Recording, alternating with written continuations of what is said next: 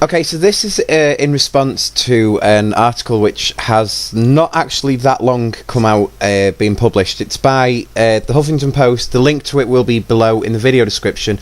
All I can say is please go and read this article and then watch this video, because this is kind of my reply to it. So if you don't read it, you're not really going to get where I'm coming from. And these are actually really good points. Like, I'm not too sure if this is written by someone in the UK or if this is someone in America, because I know that the Huffington Post is kind of like an American thing. It's not really over here much, but either way, this whole article just basically speaks my mind, and it speaks about a wide variety of issues that have arisen within the Department for Work and Pensions and obviously the government over the past couple of years. And one of the points that it brings up is saying that people need a basic level of income in order to live with dignity.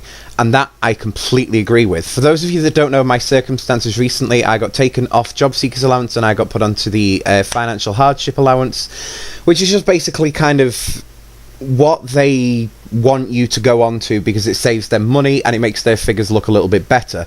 The reason behind that is obviously the government want to be able to say to people in public that things are changing around. When you go onto the hardship allowance thing, it means that you've been put on a sanction by the Department for Work and Pensions or the Job Centre Plus, whatever you want to dress it up as, it's the same thing. So when you go onto a sanction with them, it means that you get taken off your normal benefit, and if it is job seekers allowance that you get taken off, it means that on paper you are classed as employed. I am not employed. So the statistics that come out from the Job Centre and the Department for Work and Pensions, do not believe them. They are utter bullshit. I will start to believe the government saying the job market is improving when I see that the job market is improving. I don't need someone at the top telling me that things are improving. When I go onto these job sites and I see the same three types of jobs getting posted, class 1 HGV driver, a care worker of some sort, whether it be on like a mobile basis or in a care home, something like that, or you've got these engineering jobs where you need about 7,000 degrees, and even if you've just come out of university, you're probably still not qualified enough because they're now looking for experience to go with that role as well. Let me tell you a little bit more about what it's like living on the hardship allowance that the Department for Work and Pensions are putting more and more people on.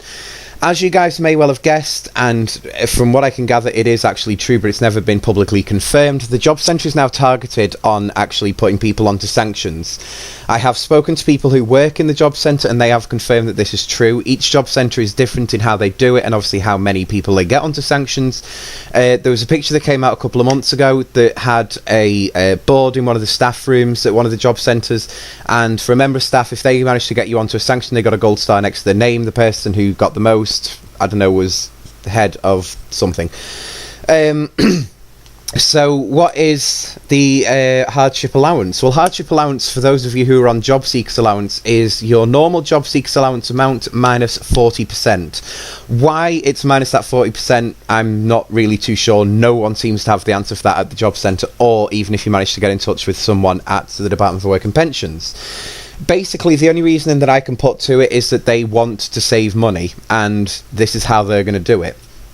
So for me, because I'm over 25, I would have been on the higher rate of job seekers allowance, which is the £71 something pence per week.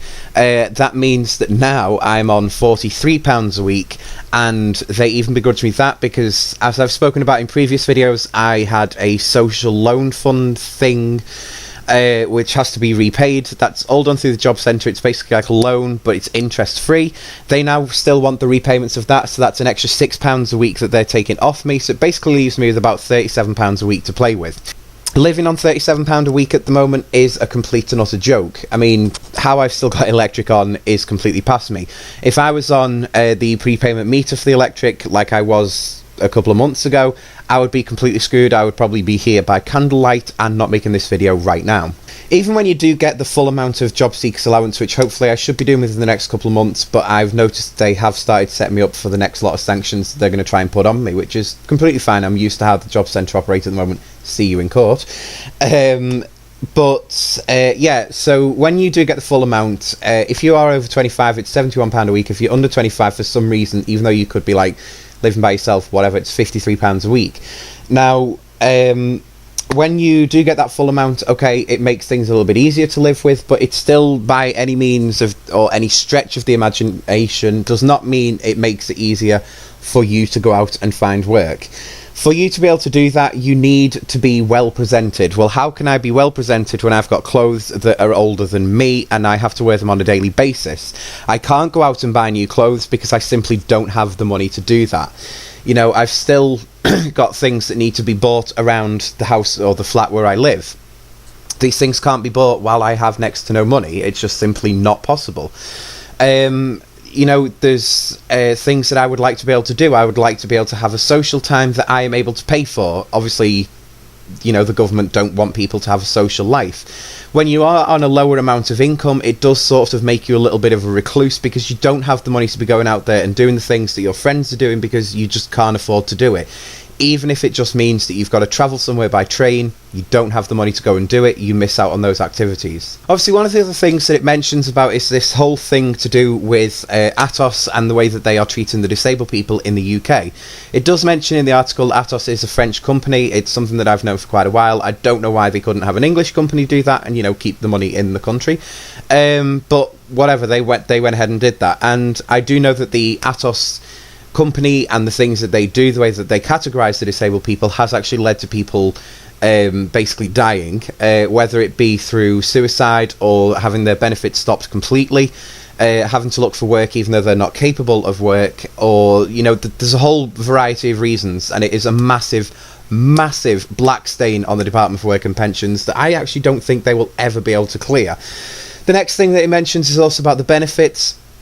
Obviously, there is completely loads of different types of benefits that you can get. There's employment support allowance, job seekers allowance, disability living allowance, which got renamed to something else. And I know that this is something that they're working on. It's going to be part of this universal credit thing, which is a whole complete failure.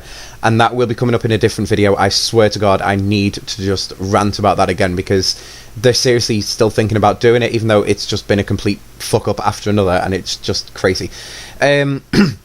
So yeah, so what we actually need is a bit more of a streamlined benefit system. People need to know what you're entitled to, what it's called, and how you can go about and getting it. This whole system that they've got at the moment is confusing people, and people are getting the wrong benefits and blah blah blah blah. And even when you do get the right benefit anyway, it's still not a great amount to live on, so whatever.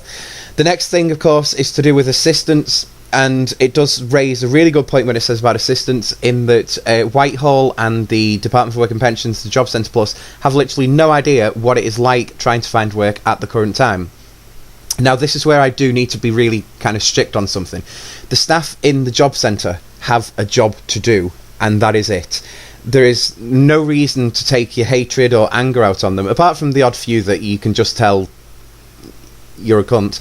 But you know what? I mean, you get them in all kinds of roles anyway, so it doesn't really matter. Yeah, so it basically says that the Department for Work and Pensions and Whitehall, I extend it to saying the Job Centre, they have no idea what it is like to try and find work at the moment. It is really hard, and it is because there is a complete lack of jobs out there. You know, this is something that the government need to be working on. Instead of trying to punish the unemployed and those who can't work because they're too sick, instead of trying to punish them, how's about you work at the job market? You know, get people invested in the country, get the job market open again, get it set up, and then start to punish people that haven't got jobs. That I completely agree with. It also mentions about the work programme. This is the same work programme that not that long ago was actually declared illegal by 3 separate judges, yet the Department for Work and Pensions still rave on about it and say it's a massive success, even though the statistics prove them wrong, and every single company that works in the work programme itself has completely failed all of their targets, yet they still want to go ahead and do it. Why? It does also mention about the work fair, which again is something that I think I have kind of touched upon in a couple of videos in the past. Work fair is basically this thing where you are sent to work for your benefits, even though you've paid into the system, right? You understand you've paid your taxes when you've been working. Well, now you've got to work for your benefit as well. This whole work fair thing is complete and utter bullshit. I wouldn't mind so much if it was charity shops and that kind of thing, but no, you've got massive companies in that make a lot of money, and yet they are still taking these staff that they actually don't pay a penny for, and it's all just classed as work experience, and it's complete and utter bullshit, because it genuinely is taking paid work away from people like myself who want to go and get paid to work. Well, why is somewhere like Asda going to pay me to work when they can get like 2 people to work for nothing? So before I go, quickly just to mention about the last bits, saying about close the Department for Work and Pensions, completely agree with it. The Department for Work and Pensions, Whitehall, the Job Centre Plus have all failed during this meltdown. We're still in the meltdown and they are not coping at all. We've got the wrong people at the top, the wrong people in the middle and the wrong people at the bottom.